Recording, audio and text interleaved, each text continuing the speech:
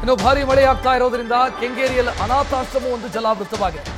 ಕೆಂಗೇರಿಯ ಗುರುಕುಲ ಆಶ್ರಮಕ್ಕೆ ಮಳೆ ನೀರು ನುಗ್ಗಿದೆ.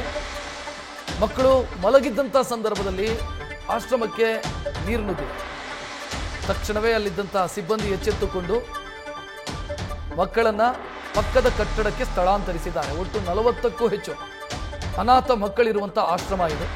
ಈ ಆಶ್ರಮದೊಳಗೆ ನೀರು ನುಗ್ಗಿದೆ.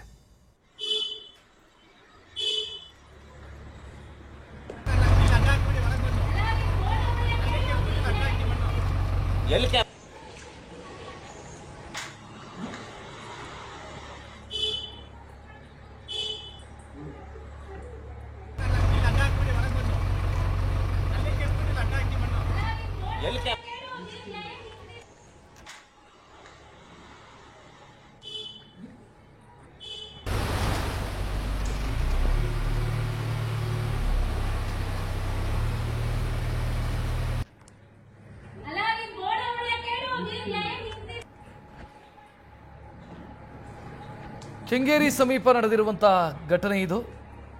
ಕೆಂಗೇರಿ ಭಾಗದಲ್ಲಿ ಕಳೆದ 2 ದಿನಗಳಿಂದ ರಾತ್ರಿ ಹೊತ್ತು ವ್ಯಾಪಕವಾಗಿ ಮಳೆ ಸುರಿತಾ ಇದೆ. ಅದರಲ್ಲೂ 100ರ ಗಡಿ ದಾಟಿ ಅಂದರೆ 100 ಮಿಲಿಮೀಟರ್ನ ಗಡಿ ದಾಟಿ ಮಳೆಯಾಗ್ತಾ ಇದೆ.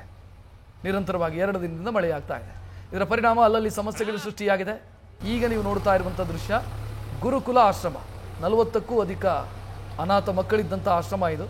ಈ ಆಶ್ರಮದಕ್ಕೆ ನೀರು ನುಗ್ಗಿದೆ. ತಕ್ಷಣ ಅಲ್ಲಿದ್ದಂಥವರು ಎಚ್ಚೆತ್ತುಕೊಂಡು ಮಕ್ಕಳನ್ನು ಪಕ್ಕದ ಕಟ್ಟಡಕ್ಕೆ ಏನೋ ಸ್ಥಳಾಂತರಿಸಿದ್ದಾರೆ. ಯಾವ ಪ್ರಮಾಣದಲ್ಲಿ ನೀರು ನಿಂತಿದೆ ಅನ್ನೋದನ್ನು ಕೂಡ ನೀವು ಗಮನಿಸಬಹುದು. ದೊಡ್ಡ ಮಟ್ಟದಲ್ಲಿ ನಷ್ಟ ಆಗಿದೆ.